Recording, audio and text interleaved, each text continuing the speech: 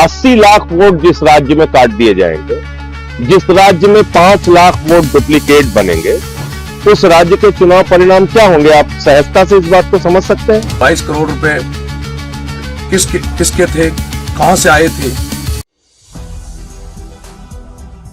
नमस्कार, आप देख रहे हैं 4 PM और मैं हूं आपके साथ सिमरन। दोस्तों, बिहार चुनाव ने चौंका देने वाले रिजल्ट से भयंकर हड़कंप मच गया है। एक और जहां सबसे ज्यादा वोट पाने के बाद भी आरजेडी को सिर्फ और सिर्फ 25 सीटें ही मिल पाई हैं।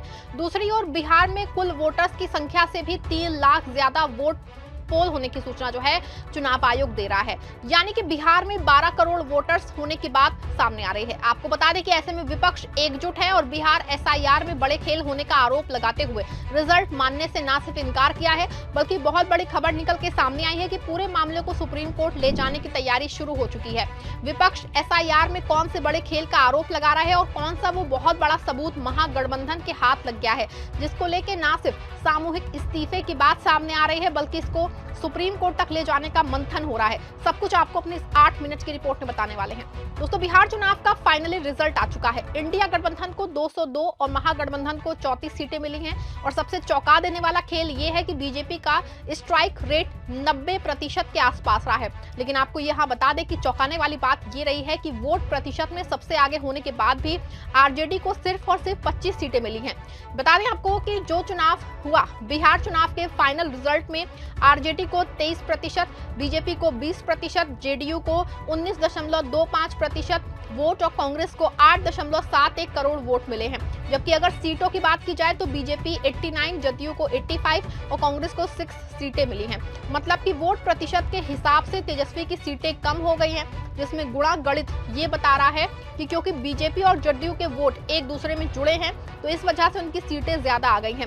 लेकिन सवाल ये है कि अगर दोनों को जोड़कर ही आंकलन किया गया है, यानी कि दोनों का वोट शेयर जोड़ दिया जाए तो बीजेपी और जदयू को मिल जाती जीत। लेकिन सवाल ये है कि क्यों दोनों के वोट प्रतिशत जोड़े जाएं और क्यों आरजेडी का ना जोड़ा, क्योंकि जो वोट प्रतिशत तेजस्वी को मिला है उसके हिसाब से उनकी सीटें तो 100 के पार होनी चाहिए, लेकिन ऐसा नहीं हो पाया है और एनडीए के वोटों के एकजुट होने में कुछ ना कुछ बड़ा घालमेल जो है जरूर हुआ है।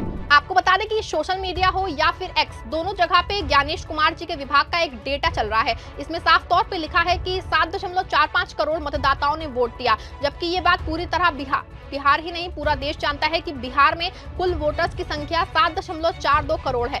आपको बता दें कि ऐसे में अगर 7.45 करोड़ वोट पोल हुए हैं तो इसका मतलब है कि बिहार में वोटर्स की संख्या 12 करोड़ के आसपास होनी चाहिए। ऐसे में ये बड़ा मिस्टेक ना सिर्फ सवाल उठा रहा है, बल्कि सोशल मीडिया पे लोग यहाँ तक कह रहे हैं कि इसी डेटा के जरिए बड़ा खेल किया गया है। बता दें आपको कि सबके अलावा बिहार चुनाव में आखिरी 2 दिन में 22 करोड़ रुपए का मुद्दा भी गरमा रहा है। दावा किया जा रहा है कि आखिरी 2 रात में भयंकर तरीके से पैसे बांटे गए हैं और इसी की वजह से चुनाव जो है आखिरी 2 दिनों में पलट गया है, जब लोग इस पकड़े गए पैसे और इससे संबंधित लोगों को सार्वजनिक किए जाने की मांग कर रहे हैं। और जो 20-30 हजार वोट जो लास्ट के 2 नाइट में इन्होंने खरीदे थे पैसे, मैं ये भी निवेदन करूंगा प्रशासन से कि जो 22 करोड़ रुपए जो पकड़े गए हैं चुनाव में, उन 22 करोड़ रुपए को सार्वजनिक करना चाहिए कि वो 22 करोड़ रुपए किसके थे, कहां से आए थे, उसको सरकार को, प्रशासन को सार्वजनिक करना चाहिए। लेकिन इन सबके बीच दोस्तों, जो सबसे बड़ी बात निकल के सामने आ रही है कि बिहार हो या फिर देश की राजनीति में विपक्ष किसी भी कीमत पे बिहार के रिजल्ट को स्वीकार करने के मूड में नहीं है।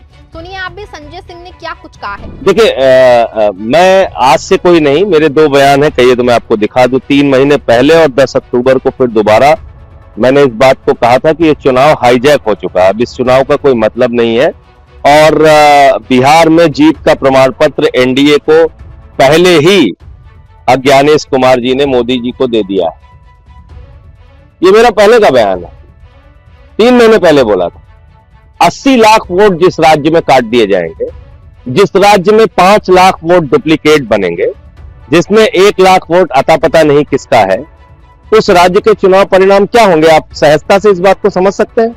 तो आज पूरी एनडीए को और मोदी जी को जाके ज्ञानेश कुमार को बधाई देनी चाहिए, उनको मिठाई खिलाना चाहिए, उनका माल्यार्पण करना चाहिए कि ज्ञानेश कुमार जी, आपकी कृपा से हम लोग बिहार जीत गए। यही हुआ है। दिल्ली के अंदर 40,000 वोट केजरीवाल साहब की विधानसभा में चुनाव शुरू होने से पहले कट गए थे।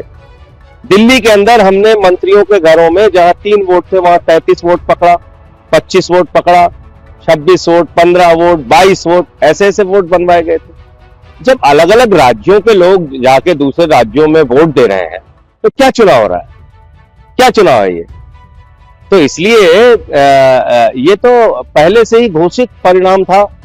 आज उसका इंतजार कर रहे थे हम लोग कि 14 तारीख कब आएगी और तब ये सब चीजें हम लोग देखेंगे, लेकिन बोल मैंने पहले दिया था। सुना आपने संजय सिंह का साफ साफ कहना है कि चुनाव में सब कुछ पहले से फिक्स था और ये बात पहले से तय थी कि चुनाव बीजेपी और एनडीए की जीतेगा। आपको बता रहे यहाँ कि संजय सिंह ने ही नहीं बल्कि कल जबकि फाइनल रिजल्ट आया तो राहुल गांधी ने भी इस सवाल को उठाया है।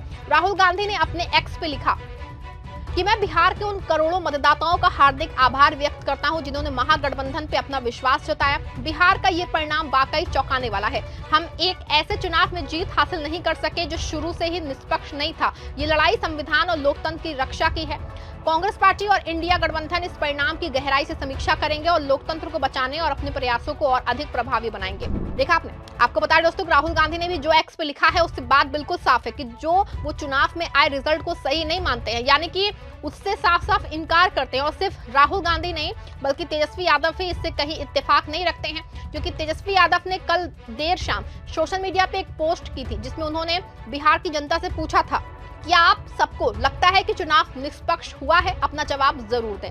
मतलब दोस्तों ये बात कहीं ना कहीं साफ है कि तेजस्वी को भी नहीं लग रहा है कि चुनाव निष्पक्ष हुआ है और शायद यही वजह है कि वो आम लोगों से राय मांग रहे हैं कि शायद उनको कुछ ऐसा मिल जाए कि जिससे वो चुनाव आयोग पे भरोसा कर सके, लेकिन शायद नहीं मिला है। बता दें आपको कि राहुल गांधी और तेजस्वी ने ही नहीं बल्कि लालू प्रसाद यादव ने भी सवाल उठाया है। बिहार चुनाव का क्या मतलब है? सारे बेरोजगार युवाओं ने एनडीए को वोट किया, सारे लाठीचार्ज खाने वालों ने छात्र छात्राओं ने एनडीए को वोट किया, सारे पर्चा लीक का विरोध करने वाले छात्रों ने एनडीए को वोट किया, सारे यादवों ने एनडीए को वोट किया, सारे मुस्लिमों ने एनडीए को वोट किया, सारे दलितों ने एनडीए को वोट किया।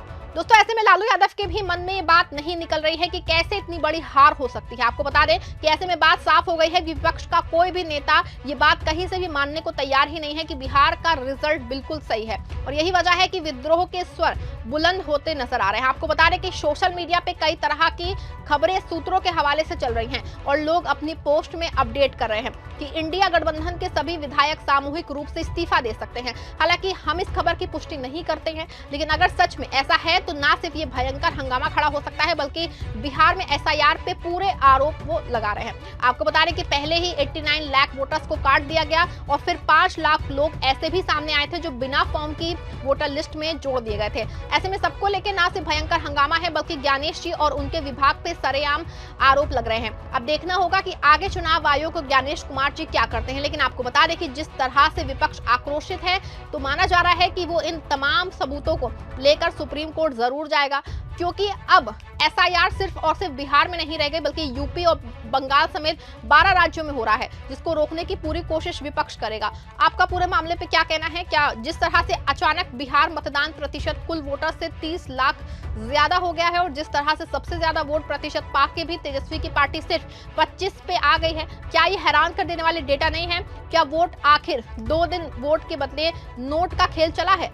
आपको बता दें कि जिसमें 22 करोड़ रुपए पकड़े जाने का ये आरोप लगा है। क्या सच में दोस्तों एसआईआर के फ्रॉड को लेकर महागठबंधन के लोगों को इस्तीफा दे देना चाहिए? अपनी राय कमेंट में जरूर लिखिए। खबर को लाइक और शेयर करिएगा।